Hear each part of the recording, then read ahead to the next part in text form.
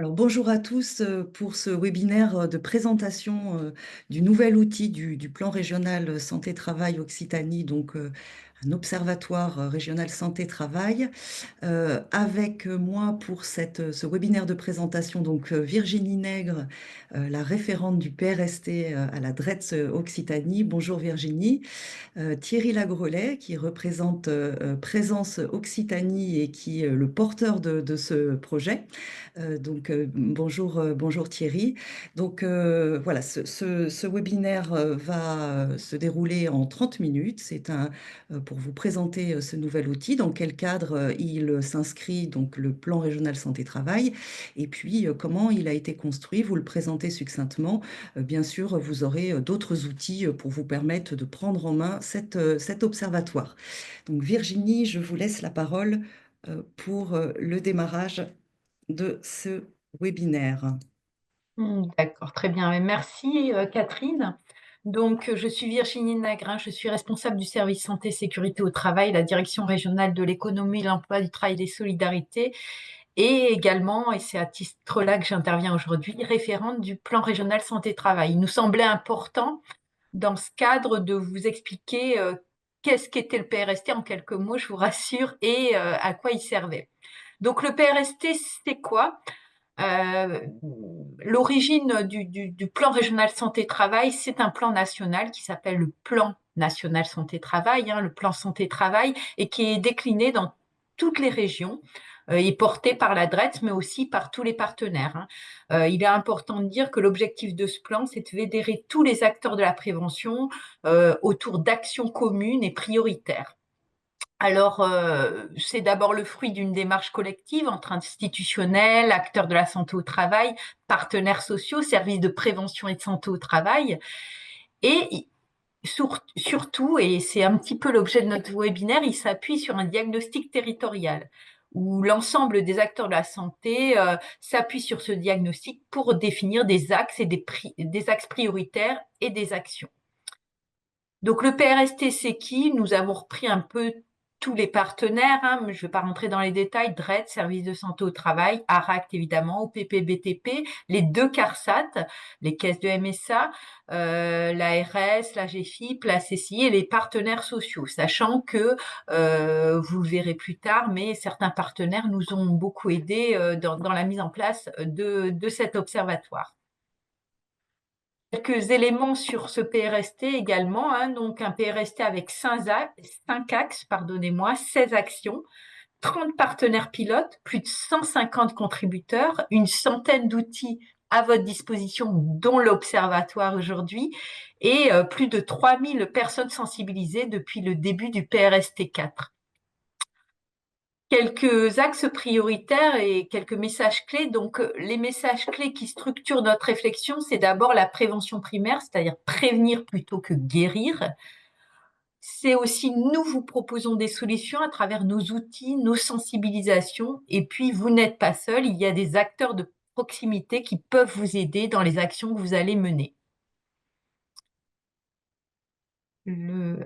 Voilà, les priorités, donc d'abord une cible, la très petite entreprise et la petite et moyenne entreprise qui représentent à peu près 86% de notre tissu économique en Occitanie. Les plus vulnérables aussi, que sont les jeunes, les salariés précaires, la prévention de la désinsertion et de l'usure professionnelle ou comment vieillir en bonne santé, qui est un sujet d'actualité. Comment faire le lien entre les métiers en tension et la qualité de vie et les conditions de travail, et puis prioriser la santé au travail des femmes pour améliorer les conditions de travail de tous les salariés. Et comment on fait pour définir ces priorités? Eh bien, on s'appuie sur un diagnostic et un diagnostic partagé en Occitanie. Puisque les actions du PRST, elles sont ciblées à partir d'un diagnostic à la fois sur les thématiques prioritaires. À titre d'exemple, on a une thématique autour du risque chimique dans le secteur aéronautique en Occitanie. Eh bien, c'est parce que l'Occitanie est particulièrement concernée par ce risque. Et sur aussi les secteurs à prioriser, les populations prioritaires. Donc, l'expérimentation d'un outil de diagnostic pour mieux cerner nos problématiques est important pour nous, pour mettre en place de vraies actions sur des territoires. Voilà. Merci beaucoup, Virginie, pour ces éléments de contexte pour nous expliquer dans quel cadre s'inscrit cet observatoire. Alors, donc avec Thierry Lagraulet, qui est directeur du service de prévention et de santé au travail CST G80 pardon, représentant de Présence Occitanie, contribue au projet aux côtés de Sylvie Garcia, qui représente également donc Présence Occitanie dans le groupe diagnostic qui est à la manœuvre pour la construction de cet observatoire. Donc voilà, je ne me suis pas présentée tout à l'heure, je m'en excuse. Donc je travaille à l'ARACT Occitanie, j'anime le groupe diagnostic territorial du PRST qui a réalisé qui a conçu cet observatoire. Alors, peut-être revenir sur l'origine du projet. L'origine du projet qui est une expérimentation, c'est-à-dire que on est parti aussi des orientations du plan national santé-travail voilà, celui qui, c'est le plan Santé-Travail 4 qui est en cours et qui va se terminer cette année, et qui, en matière de structuration et de partage de données, nous incitait à mieux structurer, mieux exploiter les données collectives en santé au travail, faciliter aussi leur mise à disposition auprès du public du PRST, donc que ce soit les entreprises, les salariés, leurs représentants, les partenaires sociaux, les acteurs des secteurs, des territoires et les acteurs de la prévention plus largement. Et donc, lors du précédent PRST, nous avions démarré dans le cadre du groupe diagnostic une réflexion justement pour réfléchir à l'enjeu d'ouvrir des données santé-travail en Occitanie, de faire de l'open data santé-travail sous forme expérimentale, en sachant que voilà, les problématiques de santé au travail, comme le disait Virginie, selon les populations, selon les secteurs, mais aussi selon les territoires, ne sont pas forcément les mêmes. Et donc, caractériser ces différents périmètres permet de mieux cibler les actions de prévention. Donc, il y avait un enjeu de pouvoir faciliter justement ces démarches de diagnostic sur les territoires et au niveau aussi des secteurs pour pouvoir éclairer les problématiques et donc les orientations, les priorisations d'actions de prévention. Donc il y avait à la fois un enjeu d'améliorer la mise à disposition des données auprès du public du PRST, mais également les aider dans leur travail de diagnostic pour prioriser les actions. Donc, le public, évidemment, du projet sont les acteurs du plan régional santé-travail, puisqu'il y a un enjeu aussi de pouvoir éclairer les acteurs et notamment le comité régional, le CRPST, le comité régional de prévention et de santé au travail, constitué des partenaires sociaux, et le CROCT, le comité d'orientation le régional des conditions de travail. Donc, ces acteurs qui définissent, mettent en œuvre, pilotent les politiques de santé au travail au niveau de l'Occitanie, donc de pouvoir aussi leur mettre à disposition des outils qui leur permettent d'assurer aussi ces missions avec voilà, un éclairage par les différentes données santé-travail. Donc, comment nous avons travaillé? Nous avons déjà commencé par recueillir, avec l'appui des compétences de l'ARS Occitanie et de l'équipe Atlas Santé qui gère le portail géographique des ARS, donc en matière de données santé publique, donc beaucoup d'expertise sur la façon de travailler justement ce type d'outils et ce type de démarche.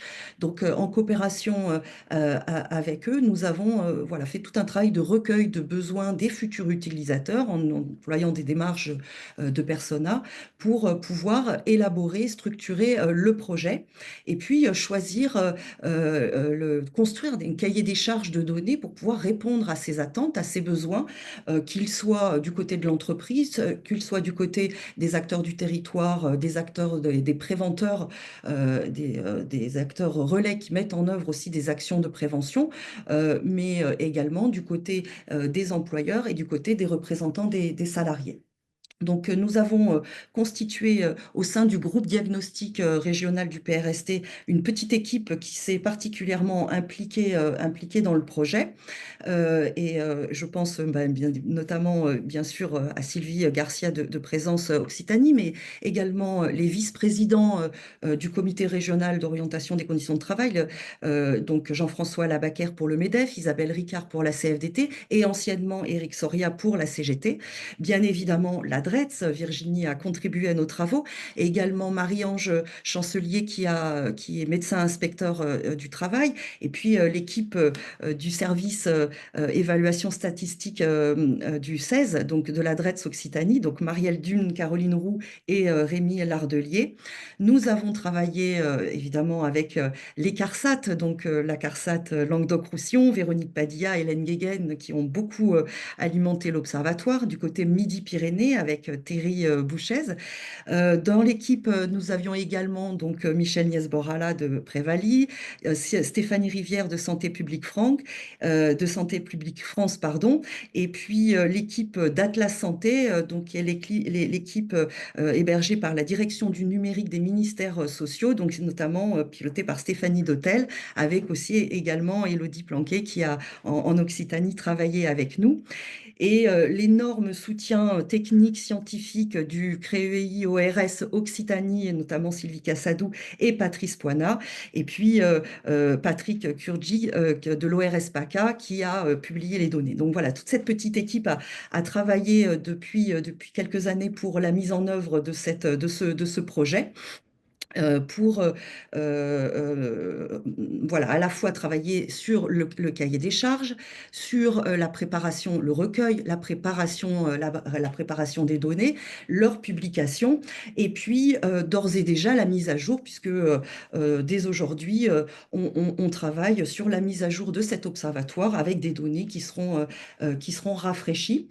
Et comme je vous le disais tout à l'heure, nous sommes dans un cadre expérimental, et donc du coup, nous allons entamer donc un travail d'évaluation, de retour d'expérience de ce projet qui a été donc financé, a reçu une dotation par donc une dotation exceptionnelle dans le cadre du PST4 PRST donc pour financer ce projet. Donc tout ça avec un chef d'orchestre qui est Présence Occitanie et qui a bien voulu piloter cette démarche. Et Thierry, je te laisse la parole pour nous en dire plus. Merci Catherine.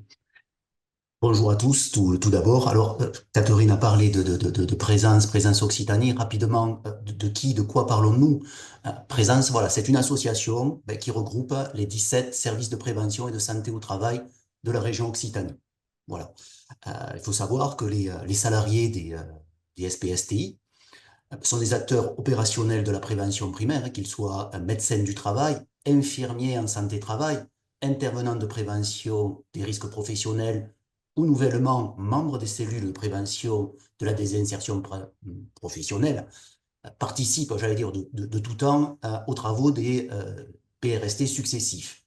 Voilà, je parle de présence Occitanie parce qu'il existe une présence nationale qui, lui, va regrouper 160 services interprofessionnels sur l'échelon national. Alors, Catherine a cité deux noms, voilà, Sylvie Garcia et moi-même qui sommes les représentants de présence sur ce dispositif observatoire régional. Alors, je vais dire Sylvie Garcia d'abord et surtout, et Thierry Lagrolet ensuite. Voilà. La chef de file, c'est bien Sylvie Garcia, que je vous prie de bien vouloir excuser. Alors, pour ma part, et je vais rejoindre le sujet de Catherine, voilà, moi, je suis par ailleurs trésorier adjoint de Présence Occitanie. Donc, c'est à ce titre-là que je suis chargé de centraliser les informations relatives à ce budget. Alors, c'est un budget quand même d'une somme importante, hein, je l'ai vu dans enfin, je le savais, mais je l'ai vu dans le petit article de presse, c'est 85 540 euros. Donc c'est une somme conséquente, attribuée par le ministère du Travail. Donc voilà, je remercie Madame Nègre, qui est la représentante à ce titre. Donc voilà, c'est nous qui allons percevoir ces sommes et c'est nous qui allons les reverser aux acteurs opérationnels. Voilà. plus largement, voilà, l'intérêt pour les services de prévention et de santé au travail, euh, et là je vais citer ma collègue, euh, c'est un besoin d'une cartographie de chaque territoire, premièrement, ce que nous n'avons pas forcément, et cet outil va nous le permettre. Ça nous permettra aussi un recueil des besoins exprimés. Les deux éléments combinés à nos propres chiffres, ben, ça permettra d'élaborer un document qui s'appelle le projet de service. Le projet de service, il va définir les priorités à l'échelle de chaque service en matière de prévention. Voilà. Et il conviendra d'être pertinent sur le sujet pour amener des solutions de prévention sur les divers territoires, ben, d'avoir les chiffres les plus précis possibles. Donc voilà l'intérêt manifeste des services pour une telle démarche. Merci beaucoup, Thierry. Alors, juste pour revenir sur la notion d'expérimentation, donc vous allez le voir, hein, il y a un enjeu, et d'autant plus ayant bénéficié d'une dotation exceptionnelle PST4, PRST, il y a un enjeu voilà, d'évaluer voilà, le projet pour pouvoir se poser la question ben, de la poursuite, mais aussi éventuellement, pourquoi pas, d'un déploiement sur d'autres territoires. Alors, je vois qu'il y a d'ores et déjà peut-être une main levée. Anne, est-ce que tu peux nous aider je vois des mains qui se lèvent, mais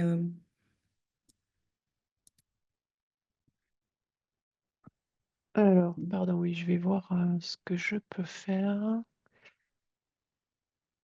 alors, en attendant de régler ce petit problème technique, alors je vous propose de continuer puis de rentrer dans la présentation de l'observatoire en lui-même. Alors, l'observatoire donc est hébergé dans le portail géographique des ARS, donc, qui est donc géré par l'équipe Atlas Santé, hein, donc, qui est en fait un observatoire bah, qui gère toutes les données santé publique. Voilà, ça nous paraissait très très intéressant d'être hébergé dans cet observatoire parce que vous verrez le fait d'avoir aussi de travailler sur un outil cartographique, ça donne la possibilité de comparer alors, les données qui sont dans l'observatoire, mais aussi d'autres données qui peuvent être téléchargées. Donc sur on vous remettra le lien pour y accéder, mais vous avez bien sûr via le site du PRST Occitanie toutes les informations pour accéder à l'observatoire. On vous y a fait une petite vidéo de présentation. Et donc, la page d'accueil se présente de la façon suivante, où vous avez donc voilà, accès aux cartes et aux indicateurs avec le bouton adéquat. L'accès, alors pour justement réaliser, croiser des indicateurs, enfin, etc., réaliser vos propres cartes avec les indicateurs qui sont disponibles. Donc, c'est près de 200 indicateurs qui sont disponibles dans la base, mais également, vous avez la possibilité de charger des données externes, alors qui resteront sur votre poste, hein, qui ne rentreront pas dans l'observatoire, mais vous pourrez comme ça aussi comparer des données des indicateurs présents dans l'observatoire avec vos propres données. Et puis, pour ceux qui ne veulent pas forcément manipuler les cartes, il y a également la possibilité d'accéder directement à des rapports de territoire, mais j'y reviendrai tout à l'heure, qui permet d'avoir une mise à disposition de tous les indicateurs présents dans l'observatoire, donc présentés sur le périmètre géographique que vous choisissez. Vous avez également un nuage de mots qui vous permet directement d'accéder à l'outil cartographique sur les indicateurs choisis.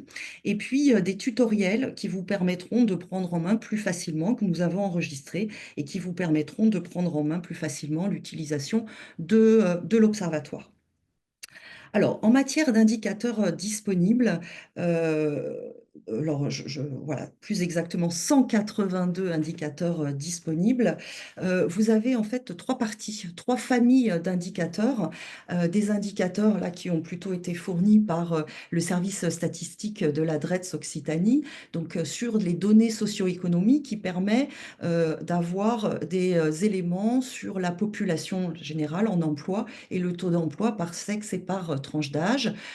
Vous avez aussi des indicateurs vous permettant d'avoir les établissements employeurs par taille d'effectif. Et puis par secteur d'activité, des éléments sur l'emploi, salarié et non salarié, et puis des indicateurs sur le dialogue social. Ça nous paraissait intéressant puisque voilà, un dialogue social de qualité contribue à favoriser la santé au travail et les conditions de travail, donc de pouvoir aussi vous donner, vous mettre à disposition des indicateurs sur les textes qui sont signés donc en Occitanie, avec le nombre d'accords, le nombre moyen d'accords par entreprise, et puis aussi les thèmes des accords qui sont signés.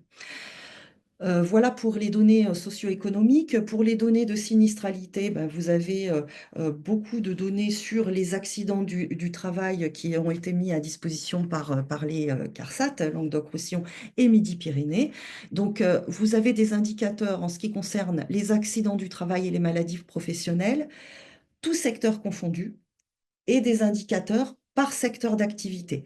Hein, vous voyez, il y a vraiment la majorité des indicateurs qui sont présentés par secteur d'activité parce que ça permet justement d'aller plus finement vers l'activité de travail pour mieux appréhender la sinistralité. Ensuite, vous avez des indicateurs sur les accidents du travail totaux, avec arrêt, graves et mortels. Pour certains, déclinés par sexe et par tranche d'âge. Vous avez les taux de fréquence aussi, les taux de gravité par secteur d'activité. Et puis, un point intéressant, des indicateurs qui vous donnent des informations sur les familles de risque, hein, c'est-à-dire les accidents du travail plutôt voilà, liés aux chutes de hauteur, liés aux risques routiers, etc., etc. Et donc également par secteur d'activité. Donc ça nous permet d'être un peu plus proche justement du travail pour mieux appréhender la connaissance de ces risques. En ce qui concerne les maladies professionnelles, il y a aussi des indicateurs qui permettent de voir les différents types de maladies professionnelles, incapacité temporaire permanente ayant entraîné des décès. Ce qui nous intéresse aussi, c'est les indicateurs par famille de causes, et puis les nombres de journées de perdues, les taux de fréquence et les taux de gravité de ces maladies professionnelles. Et puis, on a également mis un item sur les accidents de trajet totaux sur les différents territoires. Et puis, dernière famille d'indicateurs, et ça, c'est une spécificité en Occitanie, ce sont les indicateurs issus du dispositif IODA, Inaptitude en Occitanie, diagnostic et analyse. C'est un dispositif qui est travaillé par le CREAI-ORS Occitanie et auquel tous les services de prévention et de santé au travail, inter-entreprises, agricoles et quelques services autonomes contribuent. Et donc, il nous permet justement de mieux caractériser donc les salariés en inaptitude en Occitanie. Donc, dès qu'un médecin du travail déclare un salarié inapte, et ensuite, pour la prochaine édition qui sera disponible dans l'Observatoire en fin d'année pour un aménagement de poste. Donc l'idée, c'est de remonter de façon plus précoce dans le processus de désinsertion et d'usure professionnelle. Et donc la possibilité, par secteur d'activité, de voir les taux d'incidence des déclarations d'inaptitude sur les différents territoires, avec voilà, les proportions des salariés qui présentent un profil à risque pour les plus grosses familles, on va dire, d'inaptitude, c'est-à-dire les TMS et les inaptitudes pour troubles mentaux et du comportement. Et donc, ces indicateurs sont présentés par sexe. Donc, ce qui est intéressant à voir aussi sur l'observatoire, c'est la possibilité, et c'est tout le sens du portage aussi par Présence Occitanie, c'est que les indicateurs sont présentés sur différentes mailles géographiques. Donc, vous avez des données, bien sûr, régionales, vous avez des données par département, des données par zone d'emploi et sur le périmètre de chaque service de prévention et de santé au travail interentreprise. qui vous permet voilà, d'avoir des portraits de territoire sur ces différentes mailles. Et donc, vous allez voilà, pouvoir choisir les périmètres choisis. Alors, certains, vous l'avez vu, hein, bien évidemment pas tous, puisqu'il y a aussi des questions de secret statistique que nous avons bien évidemment respectées, données par les fournisseurs de données. Et donc, un certain nombre d'indicateurs, toutefois, est décliné par tranche d'âge et par sexe, et ça permet aussi de mieux caractériser les populations. En ce qui concerne les portraits de territoire, c'est un peu l'idée en un clic, de pouvoir imprimer le portrait de territoire clé en main, tous les indicateurs disponibles à l'échelle de la région, du département, de la zone d'emploi et du service de prévention et de soutien au travail interentreprise choisi. Hein, donc, par exemple, ici, vous avez le portrait de territoire de la Haute-Garonne qui se présente en trois portraits, enfin en trois feuilles, en trois pages, pardon, les éléments sur les données socio-économiques, les éléments sur les données de sinistralité et enfin les éléments sur les inaptitudes au travail. Donc voilà, pour un usage facilité de l'observatoire, il suffit d'aller dans le menu rapport et de choisir la zone géographique intéressée pour pouvoir sortir le portrait de territoire en un clic, en sachant que par défaut, les données de ce territoire choisi sont comparées à l'Occitanie, mais vous pouvez également changer cette comparaison. Pour aller plus loin, pour prendre connaissance prendre en main, on va dire, et utiliser cet observatoire, donc nous avons réalisé des tutoriels voilà, sur comment cartographier un indicateur, comment imprimer un rapport de territoire, comment pour découvrir le menu indicateur, etc., ou comment télécharger des données externes. Donc voilà, ces tutoriels pourront aussi s'enrichir au fur et à mesure des retours que nous pourrons avoir par rapport aux besoins des utilisateurs. Donc, n'hésitez pas à nous réagir, nous envoyer voilà, vos réactions, vos questions par rapport à l'usage de l'observatoire. Je vous le disais tout à l'heure, la mise à jour des données sont d'ores et déjà en route, hein, puisque les données qui sont disponibles aujourd'hui, elles sont sur 2019 et 2020, mais d'ores et déjà, à la fin du premier semestre, nous aurons des données de sinistralité sur 2021, 2023, les données socio-économiques aussi, par exemple, sur le dialogue social de 2023, la deuxième, donc à l'été, pour les données socio-économiques à l'été 2025. Les données sur les inaptitudes, nous attendons donc les résultats de l'édition 2 de dispositif IODA, donc qui est en cours de traitement par le CREEI ORS et qui seront disponibles en fin d'année dans l'observatoire. Et donc, vous voyez, ces mises à jour vont être permanentes pour nous permettre, voilà, après ce premier test sur un jeu de données qui est un petit peu ancien, de pouvoir mettre à jour au fur et à mesure. Bien sûr, nous allons organiser un retour d'expérience de l'expérimentation pour pouvoir progresser et puis aussi se poser des questions sur la suite et notamment aussi la question du déploiement éventuel, l'intérêt d'un déploiement éventuel de cet observatoire.